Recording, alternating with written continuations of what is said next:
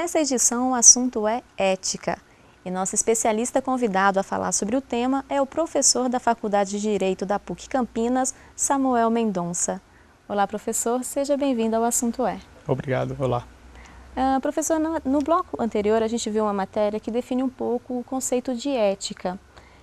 Continuando aquele assunto, eu gostaria de perguntar o seguinte: como a ética é construída dentro dos grupos e da sociedade?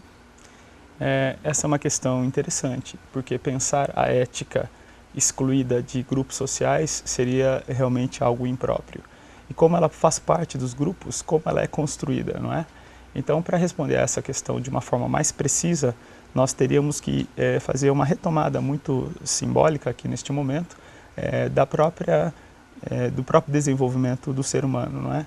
Então, se nós nos atentarmos para o desenvolvimento do ser humano desde o período clássico, passando pela Idade Média, até o período moderno, até os dias de hoje, nós observaremos a necessidade que o homem teve logo mesmo no período antigo, de, na sua organização social, na sua forma de lidar com o outro, de evidentemente perceber os seus limites.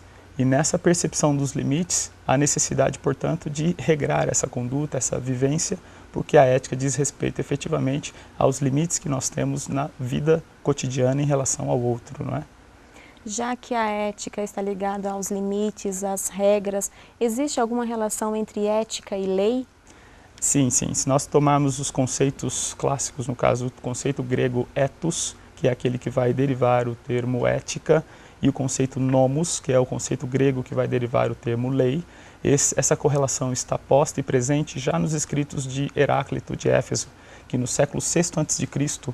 já tinha essa percepção, embora naquele momento não se tratava de uma lei positivada, uma lei como se desenvolveu depois na modernidade.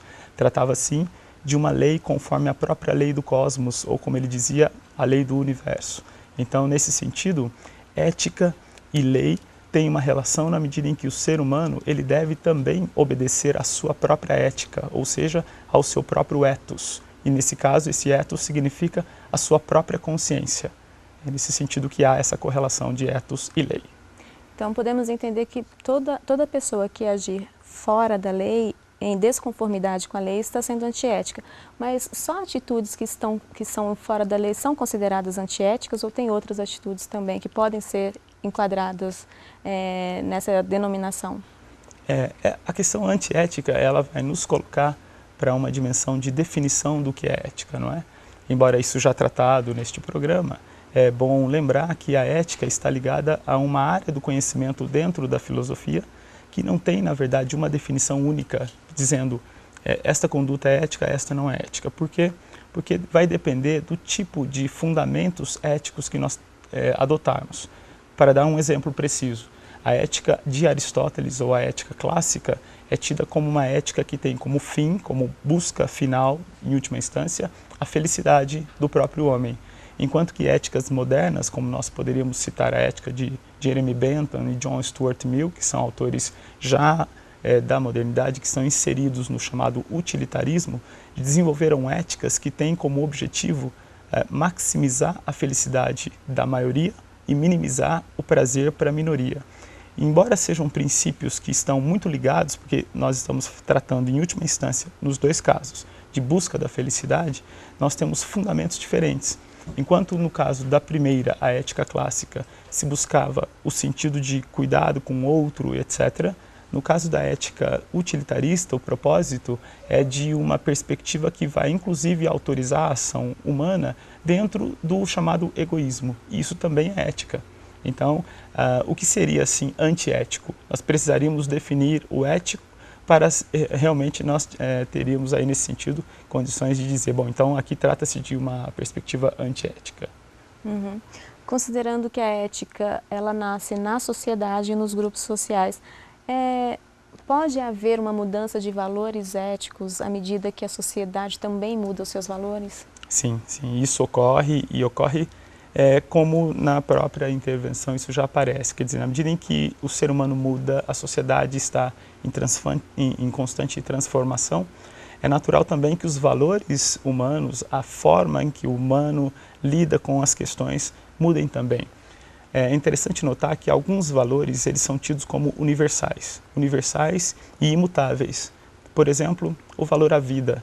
A vida tida como valor. Independente das culturas, nós temos aí um princípio que vai regular para esta ação, que é de considerar a vida sempre como sendo necessariamente preservada e preservável, não é? Porém, no que se refere à vivência cotidiana, às relações interpessoais, em alguns casos nós temos alterações porque estão ligadas mais ao comportamento. Então são, eu diria que, variações éticas e não fundamentos. Nós poderíamos, nesse sentido, classificar e fazer uma distinção entre aquilo que é fundamento, aquilo que, portanto, é universal e que não muda porque tem a ver com a vivência humana, em última instância, e aquilo que é mais, eu diria que, derivação destes fundamentos. Tá.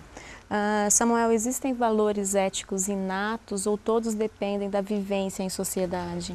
Essa é uma questão muito discutida na filosofia, porque nós temos, primeiro, uma preocupação em torno de definição desses conceitos, né? Mesmo o inatismo, quando nós consideramos alguns valores que são inatos, isso já é passível de alguma interpretação. Então, nós não temos hoje um consenso típico e certeiro e final e derradeiro sobre essas questões.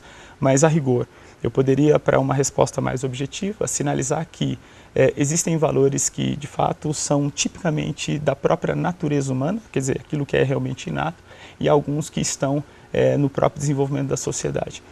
Mas, por outro lado, quer dizer, nós temos o convívio, a vivência do homem, ela também pode influenciar, mesmo aquilo que a rigor é tido como dado e certo. Porque eu estou exatamente reafirmando que o que está em jogo é a interpretação mesmo destes valores. Samuel, eu vou te pedir licença para a gente poder fazer um pequeno intervalo agora e no próximo bloco a gente continua a conversar. Não saia daí, o assunto Volta Já.